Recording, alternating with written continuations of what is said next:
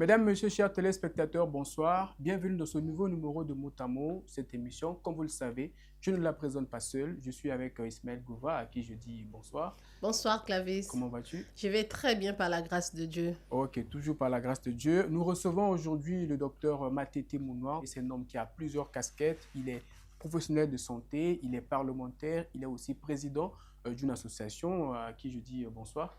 Bonsoir, monsieur le journaliste. À travers cette émission, docteur, nous voudrions un peu parler de votre parcours. Et bien évidemment, mettons l'accent sur vos différentes casquettes. Je l'ai dit, vous êtes professionnel de santé, vous êtes gynécologue de formation, vous êtes parlementaire, c'est-à-dire sénateur, et vous êtes aussi président d'une association. D'abord, pour commencer, est-ce que, docteur, pouvez vous présenter brièvement? Si on vous demandait de vous présenter, que diriez-vous en termes de présentation? Je suis docteur Matete Mounoir. Je suis médecin spécialisé en gynécologie obstétrique et avec une particularité, je suis diplômé en prise en charge de l'infertilité du couple. Et en tant que parlementaire, je suis sénateur élu du Niari. Et dans la vie associative, comme vous l'avez dit, je suis le président national du Conseil des ressortissants de Kimongo et Londakai. Très bien. Alors, cette émission, comme je l'ai dit au début, à l'entame, qu'on parlera de votre parcours. Parlez-nous un peu de vos débuts à l'école, votre jeunesse, l'école primaire, le secondaire et juste à l'université. Comment ça s'est passé? J'ai envie de dire, quel genre d'élève étiez-vous? J'étais un élève normal. Je suis né un 30 juillet à Dolisie. J'ai fait mes études primaires à l'école Charles Kibongo, actuellement Saint-Joseph. J'ai fait mon collège à Okimine et mon lycée au lycée Vladimir Lénine. Bon, il faut noter que tous ces établissements-là ont changé de nom.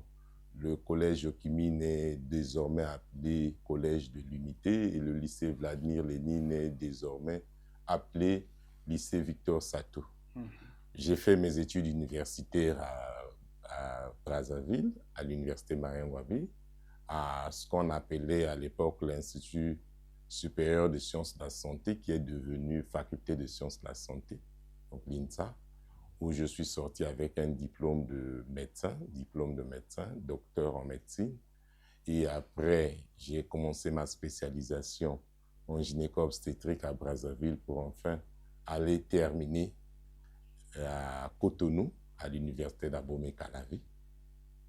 Et après, j'ai étudié l'infertilité d'abord à l'université La Sorbonne Marie Curie à Paris.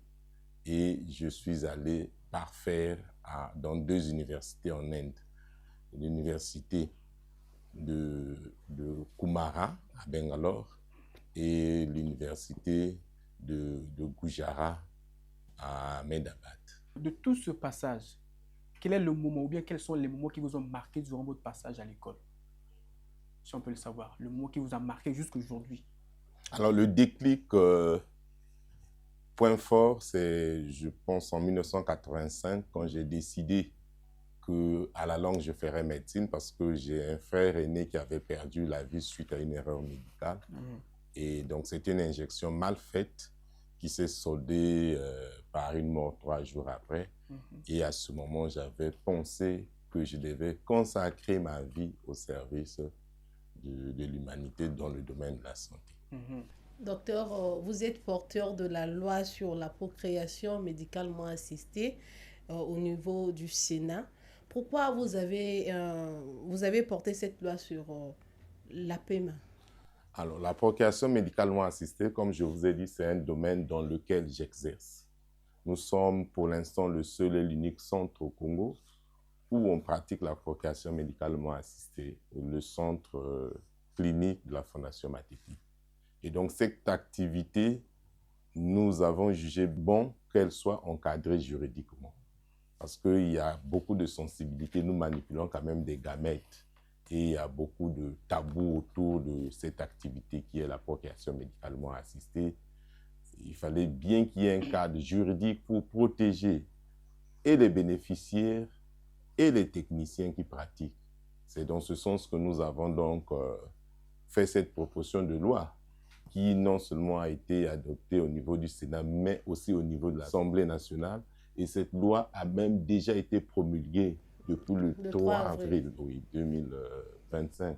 Donc aujourd'hui, le Congo a un organe, a un instrument qu'on appelle la loi sur la PMA, qui encadre cette activité que nous pratiquons depuis bientôt 3 ans déjà au Congo. Mais avant cette loi, quelle était la situation de la PMA au Congo? Alors, la PMA n'existait pas avant. Nous sommes les pionniers de cette activité ici au Congo. Et dans le cadre donc de la PMA, je profite donc de cette tribune pour vous informer que je suis le numéro 2, le vice-président du GRAF. Le GRAF, c'est le groupe interafricain qui s'occupe de la procréation médicalement assistée. Et dans cette association qui est le GRAF, après 2 ans, le vice-président passe président. Donc en 2027, je serai le président de l'Afrique en matière de procréation médicalement assistée. Et j'aurai un mandat de 2 ans.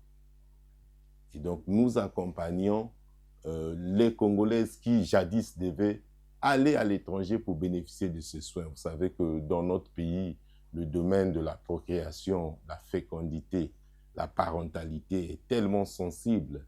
À défaut d'enfants, les couples sont stigmatisés, sont discriminés. Il fallait donc, pour nous, pour la Fondation Matete, mettre en place ce soin sur place dans le cadre, 1, de réduire les évacuations sanitaires, 2, accompagner la politique du président de la République. Vous savez qu'il le dit toujours, qu'on doit réduire au maximum les évacuations sanitaires. Un soin qui peut être obtenu au Congo, il ne sert à rien que les couples congolais vont à l'étranger. Et la PMA, vous savez, c'est la médecine de pointe. Donc, il y a un coût associé. Et donc, quand on va à l'étranger, il faut avoir suffisamment de moyens pour bénéficier de ces soins. Donc, en apportant ce soin sur place, on facilite les familles, les couples, on leur redonne le sourire qu'ils avaient perdu du fait de l'absence de parentalité. À qui s'adresse cette loi? Les couples ou les non-mariés aussi dans cette loi? La loi est claire. Elle s'intéresse au couple. Et c'est quoi le couple? Au Congo, le couple, c'est un homme et une femme qui soient mariés ou pas. Le fait de vivre en concubinage, vous êtes un couple. Le fait d'avoir quelqu'un qui partage votre vie, vous êtes en couple. Donc, on n'a pas besoin que des mariés. Les non-mariés aussi sont considérés dans la procréation médicalement assistée. S'ils veulent voir un enfant. Bien sûr. Docteur, est-ce que concrètement, nous avons déjà des cas de la PMA ici réalisés au Congo, notamment dans votre clinique, la Fondation Matete, bon, des cas pratiques qui sont déjà réalisés avec des résultats, j'ai envie de dire des résultats intéressants? Bien sûr que oui, bien sûr que oui. Nous avons récemment fait une publication de 2022 qu'on a commencé à 2025. Nous avons suivi près de 300 couples avec beaucoup de grossesses évolutives. Il y a même eu des émissions à Télé Congo où on avait une femme de 54 ans qui avait eu un enfant. C'est passé sur les chaînes de la télévision. Donc, les résultats sont prometteurs. Notre centre, aujourd'hui, a un équipement de pointe et nous avons au-delà de 50% de taux de succès. Avant, la PMA était autour de 25%. Mais aujourd'hui, avec la technologie, parce que c'est une science, c'est un domaine qui évolue à une vitesse exponentielle. Aujourd'hui, on a mis en place des incubateurs, des bench-tops qui sont dans les mêmes conditions que l'utérus maternel. Et donc, ça augmente le taux de succès. En pratique, au laboratoire, quand nous travaillons, le taux de succès est autour de 94%. Et ça baisse juste du fait d'absence de nidation dans certains cas. Mais les résultats sont très bons, c'est au-delà de 50%. Les résultats sont bons, mais il y a des Congolais qui sont réfractaires à la PMA. Est-ce qu'en tant que spécialiste de l'infertilité, il y a un traitement pour guérir de l'infertilité? Oui, il y a un traitement pour guérir de l'infertilité. Je vous explique. L'infertilité, on va dire, c'est un terme générique. Il y a plusieurs causes. Elle peut être féminine ou elle peut être masculine, donc soit liée à l'homme, soit liée à la femme. Et à chaque spécificité, donc à chaque cas, il y a un traitement. Mais il y a des cas où on n'a plus de traitement. C'est à ce moment qu'on fait recours à la PMA. Mais sinon, les causes d'infertilité sont connues et les causes ont des traitements. C'est quand le traitement ne peut pas arriver. Je vous donne un exemple. Une femme qui n'a plus de trompe du fait d'avoir eu 2 GIU, elle n'a plus de trompe, elle n'a plus de solution que recourir à la PMA. Un homme qui est azosperme, qui n'a pas de spermatozoïde, qu'on a fait des biopsies testiculaires, qu'on a fait des explorations, on se rend compte que cet homme ne peut pas produire un spermatozoïde. La solution, c'est la procréation médicalement assistée. Une femme qui a été opérée au cours d'un accouchement, il y a eu un saignement, elle a perdu son utérus. L'alternative, c'est que la procréation médicalement assistée. C'est quand la cause ne peut pas être traitée on a recours justement à la procréation médicalement assistée. Et quelles sont les principales techniques de la PMA autorisée aussi au Congo? Alors, au Congo, il y a 3 techniques autorisées. La première, c'est l'insémination. C'est une technique simple. Il suffit de prendre les spermatozoïdes du mari qui sont soit faibles ou en quantité infime. On traite au laboratoire et on prend ces spermatozoïdes à l'aide d'un cathéter, on dépose dans le fond de l'utérus pour abréger son trajet parce que la quantité n'est pas bonne et la force n'est pas celle qu'il faut. C'est la première des techniques qu'on appelle l'insémination artificielle. La deuxième des techniques, c'est la FIV. La FIV, il s'agit de prendre donc un ovocyte et on met les spermatozoïdes autour, le sperme qui contient des spermatozoïdes, donc le liquide avec des spermatozoïdes, et un des spermatozoïdes va féconder. Ça se réalise au laboratoire. Et après fécondation, nous prenons l'embryon 3 ou 5 jours après, on transfère dans l'utérus maternel. La dernière des techniques, c'est l'ICSIS, la technique de pointe, c'est la plus récente, et c'est celle-là qui donne des taux de succès formidables, autour de 94%, je vous disais. Ici, on prend un spermatozoïde, on sélectionne un spermatozoïde, avec un ovocyte et nous, au laboratoire, nous fécondons, nous réalisons la fécondation. Et 2 à 3 jours après, on prend cet embryon obtenu, on transfère au niveau de l'utérus maternel. Et docteur, que dites-vous à ces Congolais qui pensent que la PMA va à l'encontre des traditions africaines? Oui. C'est pas de Dieu, religieusement parlant, c'est pas bon. Parlons aussi de nos traditions, c'est pas bon. Que dites-vous? Parce qu'il y a des gens qui veulent venir, mais qui disent que la religion ne permet pas, la tradition ne permet pas. Il y a aussi ça que je vais ajouter, docteur, permettez. Il y a aussi les coûts. Est-ce que la PMA, enfin, j'ai envie de dire, les coûts sont abordables à toutes les bourses? Ou c'est quelque chose qui coûte très cher? D'accord. Donc, je vais répondre aux 2 questions. Aux 2 questions. D'abord, c'est un manque de connaissances, madame la journaliste. Et rien ne va à l'encontre de Dieu. Parce que dans la fécondation, ça se passe dans l'organisme maternel. La rencontre du spermatozoïde avec l'ovocyte. Mais quand cette rencontre n'est pas possible, nous la réalisons dehors. Et nous remettons à l'intérieur. Nous ne manipulons pas le patrimoine génétique. Nous ne touchons pas les cellules. Nous ne les modifions pas. Donc, nous faisons rencontrer juste, nous aidons. Donc, c'est un manque d'information que les gens pensent que c'est pas de Dieu. Non, c'est vraiment de Dieu. Nous aidons plutôt. Quand la rencontre ne peut pas avoir lieu, je vous ai donné l'exemple d'une femme qui n'a plus ses trompes. Le spermatozoïde ne peut pas passer. Et nous prenons ce spermatozoïde, nous le faisons rencontrer au niveau du laboratoire et nous remettons. Alors, en ce qui concerne les coûts, comme je vous disais, la procréation médicalement assistée, surtout réalisée à l'extérieur, coûte, c'est vrai. Mais ramenée au Congo, elle ne coûte pas. L'insémination, qui est l'une des techniques, ne coûte que 150 000 francs chez nous. Voyez-vous que ce que les gens font, les dépenses que les gens font pour aller voir les vendeurs d'illusions qui savent qu'ils n'ont pas la solution à proposer au couple, mais juste leur prendre de l'argent, alors qu'avec 150 000 francs, on peut faire une insémination. Ce qui coûte un peu plus cher, c'est l'ICSI. Effectivement, c'est à cause des intrants. C'est les produits que nous utilisons. Les intrants viennent de très loin. Pour faire une ICSI, vous devez prendre des milieux de culture qui viennent du Japon, de la Suède. Vous devez prendre les gonadotrophines, donc les médicaments qui viennent de l'Allemagne. Nous ne produisons rien. Et c'est le coût de ces médicaments. Ils ne sont pas des médicaments ordinaires, c'est des médicaments particuliers qui voyagent dans les chaînes de froid, dans des congélateurs, où la température ne peut varier qu'entre 4 et 8 degrés. Moins de variation, vous perdez le produit. Donc même DHL est sous contrainte. Pour que DHL respecte le temps, les coûts sont élevés. C'est ce qui fait que la PMA coûte cher. Mais ça peut toujours s'améliorer.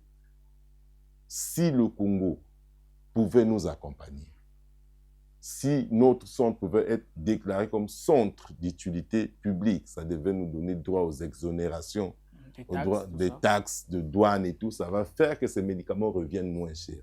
Mais qu'à cela ne tienne, nous avons le centre qui propose des coûts relativement bas comparés à la sous-région. Pour faire une ICSI au Cameroun voisin, il faut prévoir autour de 4,5 millions. Alors qu'ici, c'est 3 millions. Toutes charges comprises. Là, je fais la compilation des charges, du bilan, des médicaments et des milieux de culture. On fait des forfaits comme ça pour accompagner, nous sommes une fondation, pour accompagner le Congolais. Mais à partir de 150 000 francs, on peut déjà bénéficier d'une technique de la procréation médicale. Docteur, est-ce que les enfants issus de la PMA sont des enfants normaux qui vivent longtemps? Très belle question. La PMA ne vient pas de commencer. La PMA a commencé depuis 1978. Louise Brand est née en Grande-Bretagne en 1978. En France, Amandine est née en 1982. À ce jour, le monde compte plus de 10 millions d'enfants qui sont nés de cette technique. Et je vous disais que dans cette technique, les enfants ne peuvent être que normaux pour la simple et bonne raison que nous ne manipulons pas le patrimoine génétique. Nous ne touchons pas aux cellules, nous faisons rencontrer. C'est la manipulation des cellules, donc de l'ovocyte ou du spermatozoïde, qui devrait conduire à la naissance des enfants modifiés. Nous ne modifions pas, nous ne pratiquons pas de clonage, nous faisons juste rencontrer les gamètes qui donnent naissance à l'embryon que nous remettons dans l'utérus maternel pour continuer l'évolution. Le docteur Matete, c'est aussi un entrepreneur prospère qui évolue avec sa fondation, avec sa clinique, qui prospère. Docteur, aujourd'hui, en tant qu'entrepreneur, avec le regard entrepreneurial, comment vous appréciez le climat de l'entrepreneuriat au Congo? Puisque aujourd'hui, on voit beaucoup d'initiatives qui encouragent les jeunes à vers l'entrepreneuriat, surtout avec l'arrivée de la SDCAF en 2030. Quelle est votre appréciation de l'environnement, enfin, pas économique, mais entrepreneurial du Congo? Alors, il est très bon. Vous savez que le président de la République est en train de booster dans ce domaine les Congolais. Hein. C'est donc dans ce sens que même nous, la personne du docteur Matete que je suis, j'ai porté un regard sur l'agro-industrie et nous sommes en train de nous lancer pour accompagner, pour que le Congolais mange à sa faim, qu'il mange ce qu'il produit. Hein. Nous continuons à importer les œufs alors qu'en Afrique de l'Ouest, pour la plupart des pays que j'ai visités, ils consomment ce qu'ils produisent. C'est dans ce sens que nous aussi, nous sommes mis sur cet axe-là pour accompagner la vision du président de la République, la politique du population, la politique du président de la République. On va aller vers l'autosuffisance alimentaire. Exactement. C'est facile et c'est possible. C'est parce que nous étions un peu en retard par rapport aux autres, mais les orientations ont été données par le président de la République et nous sommes en train de travailler dans ce sens. C'est facile, c'est possible, c'est vrai, mais on en parle depuis des années, l'autosuffisance alimentaire. C'est vrai que vous lancez de l'agro-industrie, mais l'autosuffisance alimentaire, on en parle depuis des décennies. Ça n'arrive toujours pas. Même lors de la présidentielle 2021, dans son discours de campagne, le président revenait sur ça. Quand il parlait des safou qui étaient importés, quand il parlait des oignons qui étaient importés. D'ailleurs, est-ce que à ce niveau, docteur, vous pensez qu'il y a une recette magique qu'il faut faire pour que les choses avancent? Non, il n'y a pas de recette magique. Il suffit d'emboîter le pas. Il le dit, il l'a prôné, mais est-ce que nous, les Congolais, nous l'avons accompagné? Est-ce que beaucoup de Congolais l'ont accompagné? C'est là le bas blesse. C'est un challenge que le président avait lancé, oui, depuis longtemps. Et il s'agit ici de l'accompagner. Vous avez vu ce qu'on est en train de faire là avec les des arbres. Il y a quelques années, il y avait des villages agricoles. Agricole. Donc, on réfléchit, on bâtit les stratégies. Mais ça ne suffit pas. On ne laisse pas le gouvernement faire seul.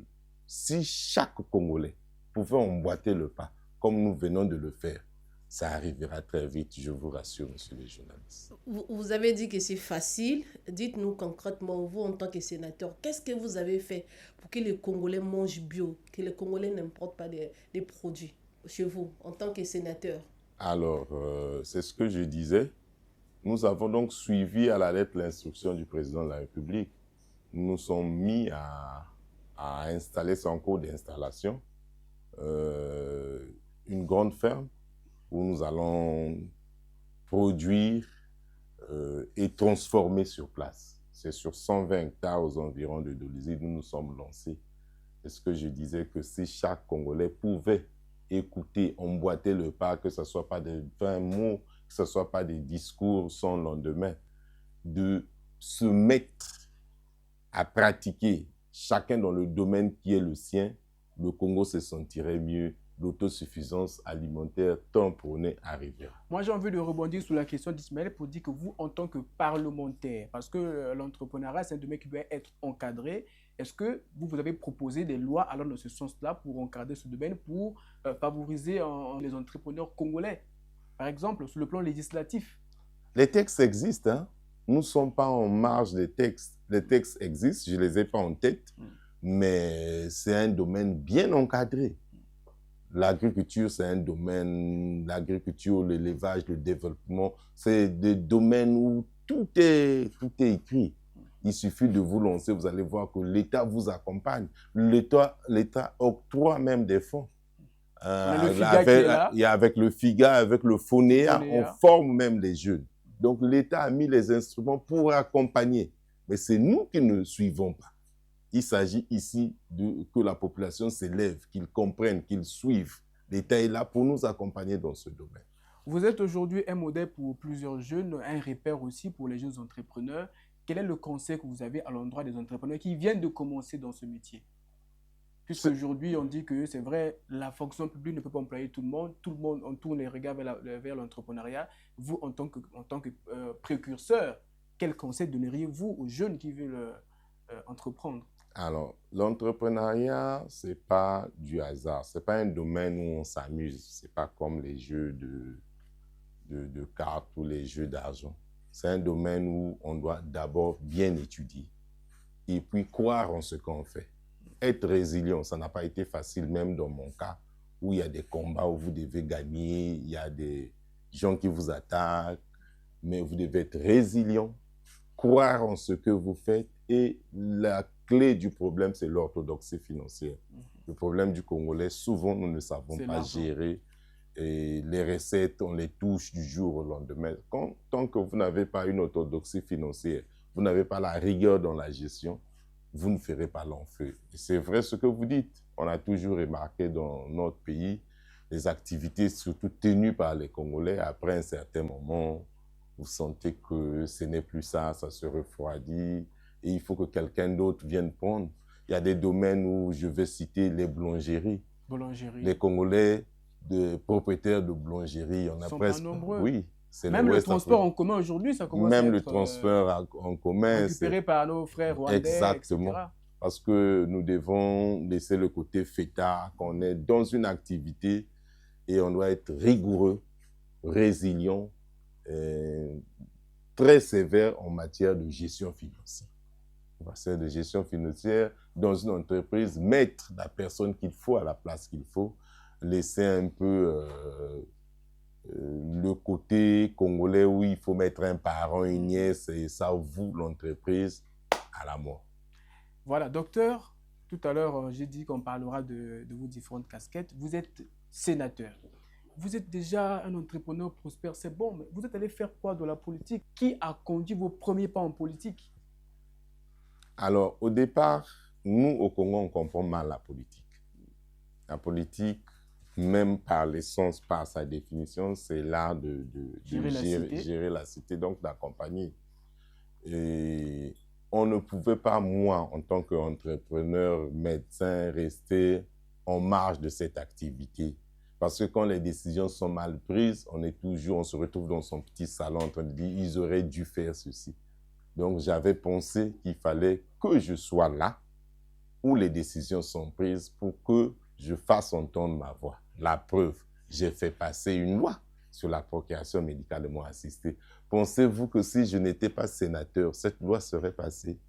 Je ne pense pas. Donc, ça ne sert à rien d'être en marche. Mais il faut être actif, militer pour que le pays aille mieux. De toute façon, la politique a plusieurs degrés. Le fait de se lever, aller accomplir son devoir, c'est déjà faire de la politique. Aller voter, c'est déjà faire de la politique. Puisque vous portez un choix. Alors, il était nécessaire pour moi de participer, d'être dans ces instances où les décisions sont prises. À la différence de vous, vous êtes membre d'un parti politique.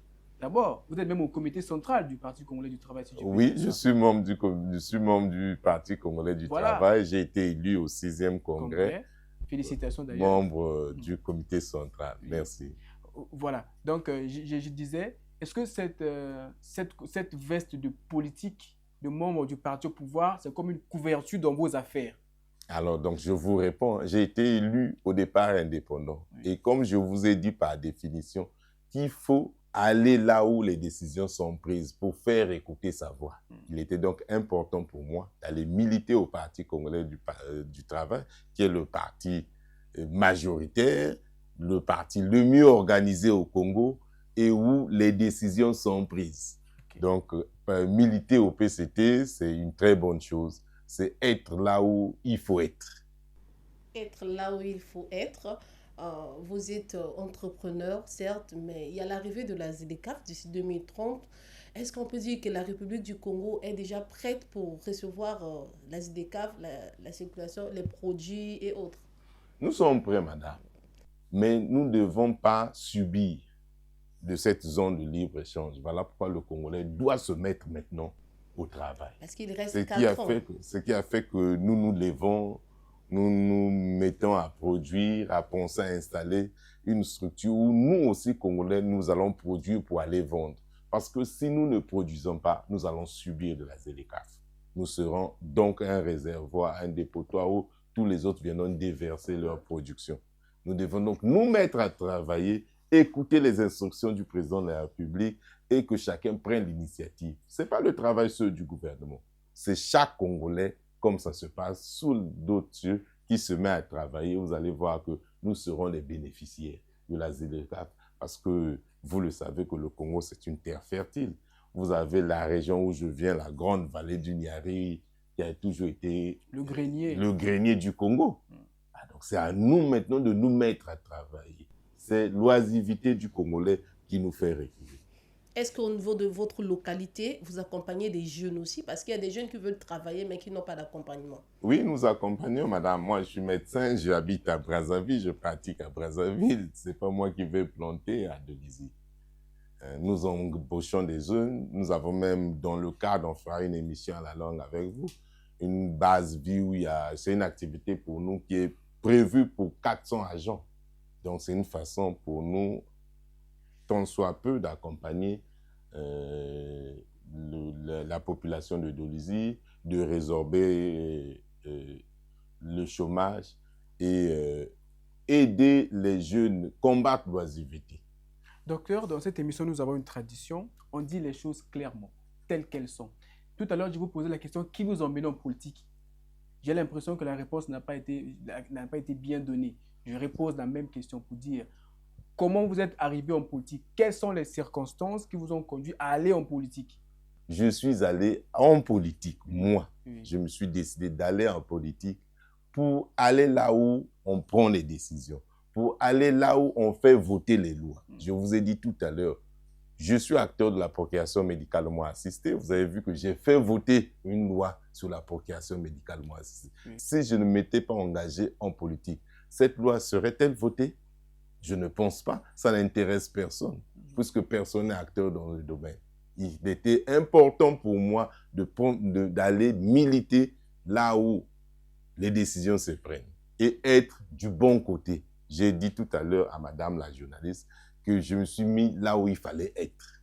Qui vous emmène au PCT? Le PCT m'a résorbé après ma victoire à l'élection sénatoriale. Je suis allé candidat indépendant au Niari. J'ai été premier au Niari.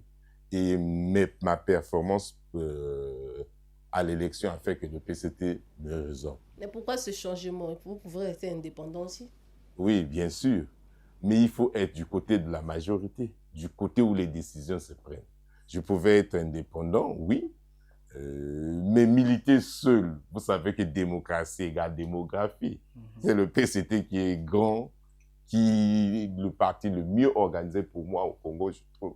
Et pourquoi vous revenez sur mieux organisé? Parce que vous pensez que les autres sont mal organisés?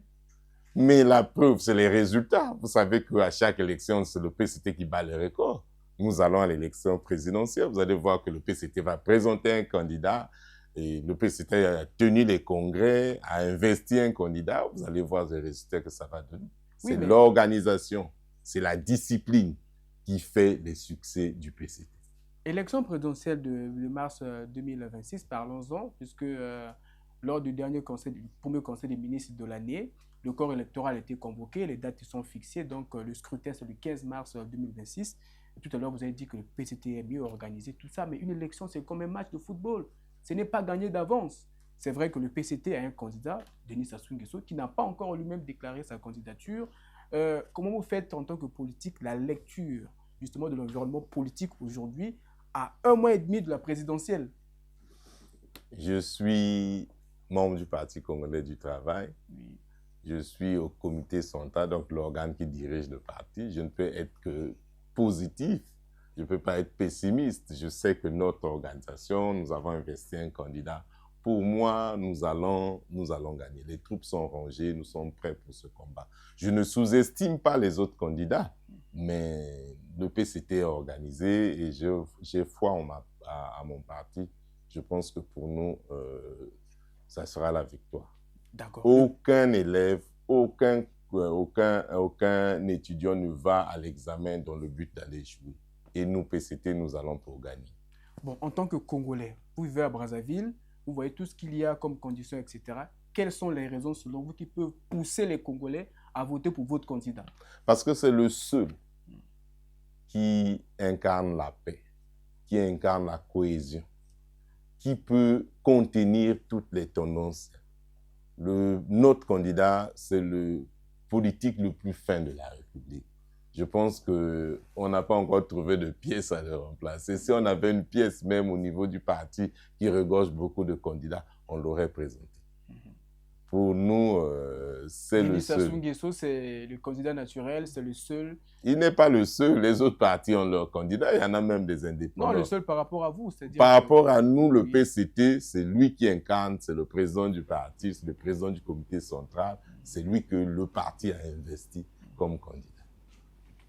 Docteur, vous êtes président du conseil de ressortissants de Kimongo Londelakai. Est-ce que vous nous parlez de cette association que vous présidez? Alors, l'association ressortissants de Kimongo et Londelakai, c'est une association apolitique qui prône l'identité Soundi. On fait la promotion de notre patrimoine culturel, hein, les valeurs du peuple Soundi, la concertation, le vivre ensemble. Kimongo et Londelakai, on s'est remis en association parce que je vous donne un peu d'histoire. Londelakai était PCA du district de Kimongo. Et Kimongo et Londelakai, dans les deux districts, on ne parle que la même langue. Nous sommes les deux seuls districts, à ma connaissance, où on ne parle que la même langue, où nous sommes frères. Mais du fait de l'administration, il y a eu le découpage et qui a fait que Londelakai devienne district. Et ça frisait une certaine rivalité. Et donc, en même temps, ça a entraîné une petite séparation. Et donc, on avait pensé, l'idée ne vient pas de moi, l'idée vient de feu Bernard-Yves Maungu-Massila, député du Kimongo, qui avait constaté qu'il y avait maintenant cette division-là et il fallait nous remettre ensemble.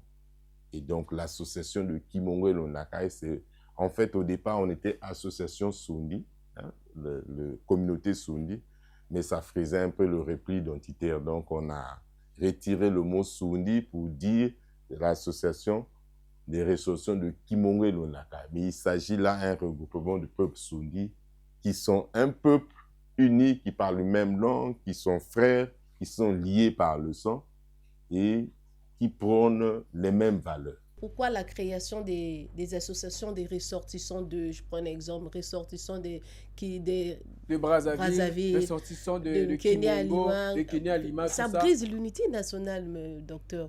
Moi, je ne regarde pas ça sous le même angle que vous, madame la journaliste. Mais c'est le constat. Alors, regardez, si nous étions communauté Sundi, oui, repli identitaire, oui, mais association de Kimongo et Lonaka, quelles sont nos missions? Nous avons des valeurs qu'on est en train de perdre. Il y avait les contes, les Messundi, donc tout ça, il faut que nous soyons organisés autour d'une association et ce n'est pas la seule qui existe. De toute façon, l'unité nationale ne se résume pas à ça. Sinon, pourquoi on a des circonscriptions électorales à Kimongo, à Bunji et tout? En tout cas, nous ne sommes pas sur le même angle de lecture sur ce point. L'association, c'est pour faire la promotion des ressortissants de ce coin-là, de ce que nos grands-parents nous ont légué. Aujourd'hui, voyez-vous que nos langues sont en train de disparaître. Comment faire pour faire revivre tout ça? Je suppose que vous, vos enfants ne parlent que français. Le combat du mien, c'est que les miennes parlent Sundi, qu'ils sachent d'où je viens, qui je suis, qu'est-ce qu'on doit manger chez moi.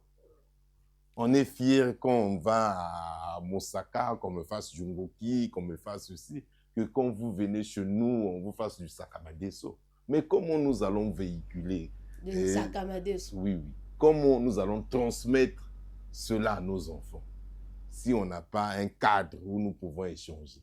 Notre association, c'est donc ce cadre-là autour duquel on peut échanger, on peut véhiculer pour conserver et faire la promotion. Il y a l'entraide aussi? Oui, il y a l'entraide, il y a le volet entraide bien.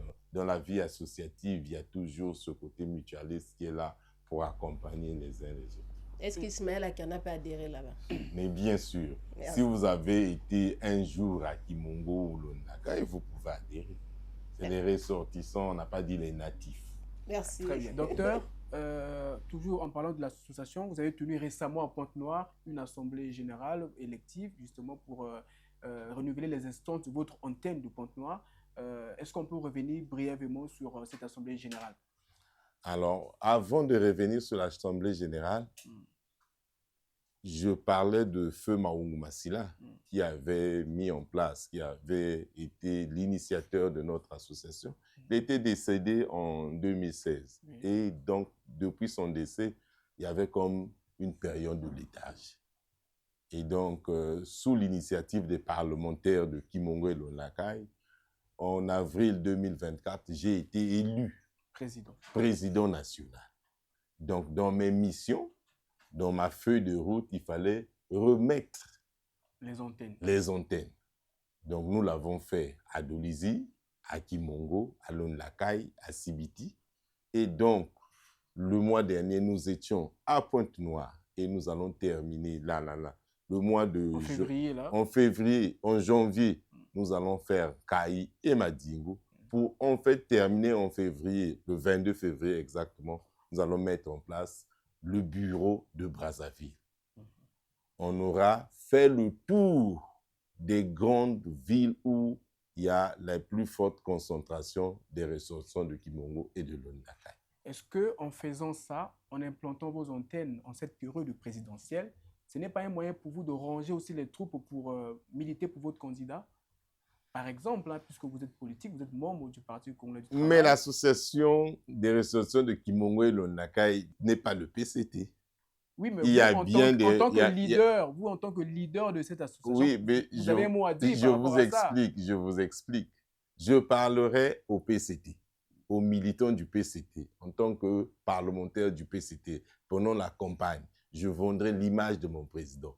Mais dans la vie associative, dans l'association des ressortissants de Kimongo et Lonaka, il y a bien des gens de l'UPADES, il y a bien des gens du centre, il y a bien des gens des autres partis politiques. Okay. Donc, le cadre n'est pas approprié pour parler de mon candidat président je parlerai de mon candidat président quand je porterai ma veste de PCT. Dans la veste de la vie associative, je suis président national des ressortissants de Kimongo et Londakai. Et parmi les ressortissants de Kimongo et Londakai, il n'y a pas que les militants du PCT. Docteur, on est presque arrivé à la fin de notre entretien, hein, mais en termes de derniers mots, qu'est-ce que vous avez à dire à vous, à vos frères et sœurs de l'association des ressortissants de Kimongo et Londakai? Vous savez, Kimongo et Londakai est un havre de paix. Nous sommes les deux seuls districts où il n'y a jamais eu de trouble. Même quand il y a eu les événements de 98, 97, où le Niari a été secoué, ça a toujours été un havre de paix. Donc, nous avons cette éducation chrétienne, un peuple conciliant. Chez nous, c'est le consensus. Vivre ensemble. Oui, le vivre ensemble. C'est un cadre de paix. Vous arrivez à Kimongo, ne vous inquiétez pas, vous aurez un toit, vous serez logé. Nous avons gardé les cultures de nos ancêtres. Quand un étranger arrive, on lui donne un toit, on lui donne à manger. On lui donne de l'eau. On lui donne de l'eau. Et je vais vous donner un exemple. Si vous allez aujourd'hui chez nous, vous allez dans tous les villages, vous allez dormir. Vous ne payerez pas de frais d'hôtel. Vous serez reçu. Donc, c'est ces valeurs culturelles que nous voulons entretenir. Nous voulons transmettre aux jeunes générations. D'où le Conseil national des ressortissants de Kimongo et Londakai. Merci beaucoup, Dr Matete Mouna, de nous avoir accueillis ici chez vous, mesdames et messieurs. Mon mot d'aujourd'hui est terminé. Rendez-vous chaque samedi sur Télé Congo. Ne manquez surtout pas ce rendez-vous. Retrouvez-nous aussi sur les réseaux sociaux, même sur nos réseaux sociaux personnels. Merci beaucoup d'avoir suivi cette émission et restez branchés sur les programmes de Télé Congo. Ah là là, docteur, en tout cas, merci beaucoup. Merci. C'était très intéressant. Merci.